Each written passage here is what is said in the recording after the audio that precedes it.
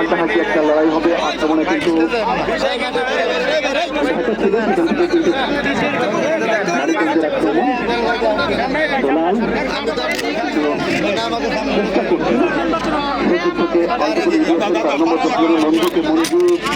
মঞ্জু তাকে দিবেন একটা বেলালকে, বেলাল থেকে লম্বা করে দিলেন কিন্তু উদ্দেশ্যবিহীন ভাবে। সেখানে কিন্তু রয়েছেন এলিকা, এলিকা দীর্ঘদিন খেলোয়াড়। 4 নম্বর জাতীয় রিচার্জকে দিলেন, রিচার্জ তাকে দিবেন, তিনি পড়ে গেলেন অবশ্য।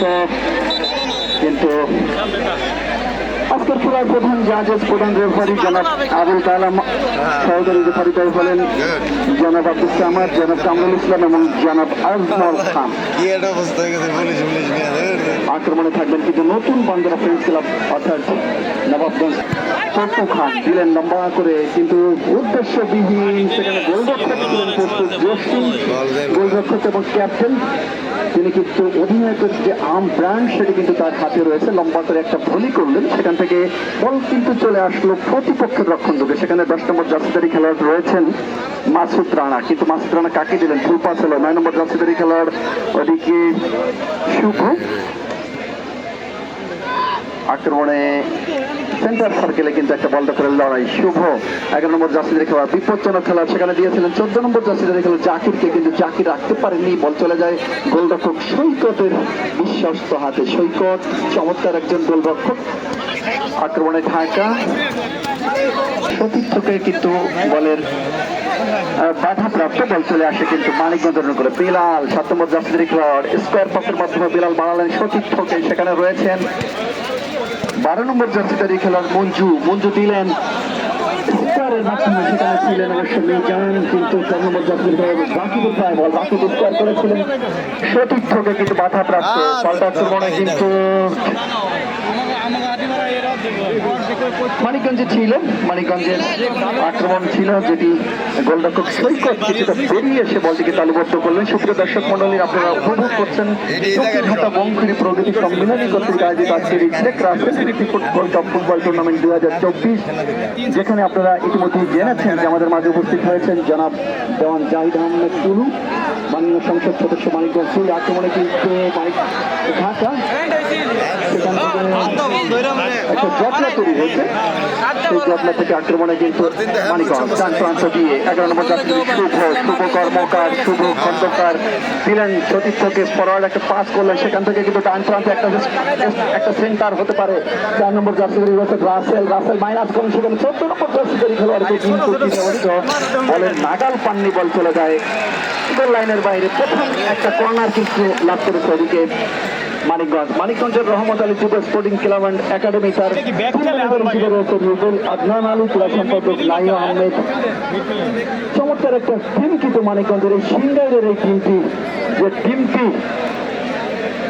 বেশ ভালোই কিন্তু খেলবেন সেটি কিন্তু আমরা প্রথম থেকে বুঝতে পারছি। একমাত্র বেলাল ছাড়া সবগুলো খেলোয়াড় কিন্তু দেশি।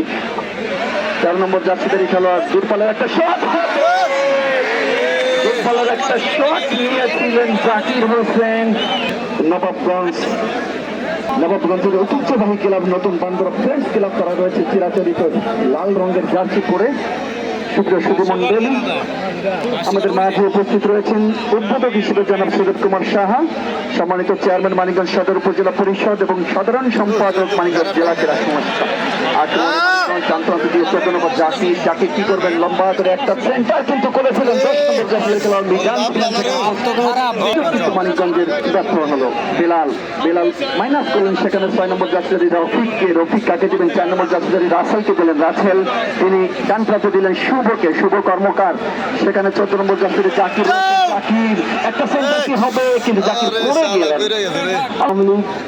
সার্বিক সহযোগিতা রয়েছেন জনাব শেখ মোহাম্মদ হানিফ, সত্তাধিকারী হানিফ ট্যুরস অ্যান্ড ট্রাভেলস। সার্বিক তত্ত্বাবধানে রয়েছেন জনাব মোহাম্মদ মজদুমিয়া, বিশিষ্ট ব্যবসায়ী কাতার ও সমাজসেবক গোপালখালী। আমরা পর্যায়ক্রমে অতিথিদের নামের তালিকাটি আপনাদের কাছে বলবো। আক্রমণে কিন্তু মানিকগঞ্জ বাম প্রান্ত থেকে একটা প্রান্ত বদল করে দিয়েছেন ওদিকে 13 নম্বর জার্সিধারী মঞ্জুর বাম পায়ে কিন্তু অনেক কাজ রয়েছে, কিন্তু টাইম পায়ে দিলে তিনি সেন্টার করেছিলেন। সেখানে 10 নম্বর জার্সিধারী খেলোয়াড় ছিলেন অবশ্য মিজান, কিন্তু মিজান ঠিক মতো রাখতে পারলেন না। সেখানে রাকিবের পায়ে বল, রাকিব থেকে আবারও কিন্তু সে মিজান কিন্তু একটা কি করবেন, তিনি অবশ্য কাটানোর চেষ্টা করছেন। তিনি পায়ের যে কারুকাজ বুঝিয়ানা দক্ষতা সেটি কিন্তু তিনি দেখাচ্ছেন। বাম পায়ের একটা শট কিন্তু দিয়েছিলেন বটে, কিন্তু সেটি অবশ্য প্রতিহত হলো। পাল্টা আক্রমণে কিন্তু Nawabganj Dhaka captain leading from the front, সেই ক্যাপ্টেন কিন্তু আমরা দেখতে পাইনি। ক্যাপ্টেন কিংসলে কিন্তু সেখানে ছিলেন। অনেকটা দীর্ঘদেহী খেলোয়াড়টি কিনেছেন জনাব সাইদুল ইসলাম, চেয়ারম্যান সিংগাইর উপজেলা পরিষদ এবং যুগ্ম সাধারণ সম্পাদক সিংগাইর উপজেলা আওয়ামী লীগ। আমরা পর্যায়ক্রমে বলবো অনেক দর্শকদের ঢল কিন্তু নেমেছে আক্রমণে, কিন্তু ঢাকা কিন্তু আক্রমণ সেভাবে কিন্তু মেলে ধরতে পারেনি, বল কিন্তু প্রতিহত হলো। আক্রমণে এখনো কিন্তু ঢাকা রয়েছে, সেখানে রয়েছেন সাইমন, দিলেন ওভার করে দিয়ে, কিন্তু সেখানে এখনো সেন্টার সার্কেলে 8 নম্বর জার্সিধারী খেলোয়াড় সাইমন কাকে দিলেন ছোট্ট করে ওখানে 10 নম্বর জার্সিধারী মাসুদ রানা ভুল পাস করলেন। সেখানে তপু নয়, তিনি অবশ্য শুভ কর্মকার দিলেন 7 নম্বর জার্সিধারী খেলোয়াড় বিলাল কাকে দেবেন, মধ্যমাঠের নয়নের মনে কিন্তু এই বেলাল আউট করে একটা ফরওয়ার্ড করলেন। সেখানে জাকির রয়েছেন, জাকির কিন্তু রাখতে পারলেন না, বল চলে গেল ওদিকে ঢাকার উদ্দেশ্যে। সেখানে ঢাকার খেলোয়াড় সেন্টার সার্কেল থেকে 8 নম্বর জার্সিধারী খেলোয়াড় সাইমন কাকে রাখতে পারলেন না, কিন্তু রেফারি জনাব আবুল কালামের বাসী এবং সঙ্গত কারণেই ফ্রি-কিক লাভ করেছে মানিকগঞ্জ। কিন্তু একটা ক্রীড়াঙ্গনের পরিবারের সন্তান, তারই ভাই কিন্তু জনাব দেওয়ান টুটুল ভাই আছেন, দেওয়ান আরেফিন টুটুল, তিনি ফুটবল খেলে থাকেন এবং জাহিদ ভাই তিনি নিজেও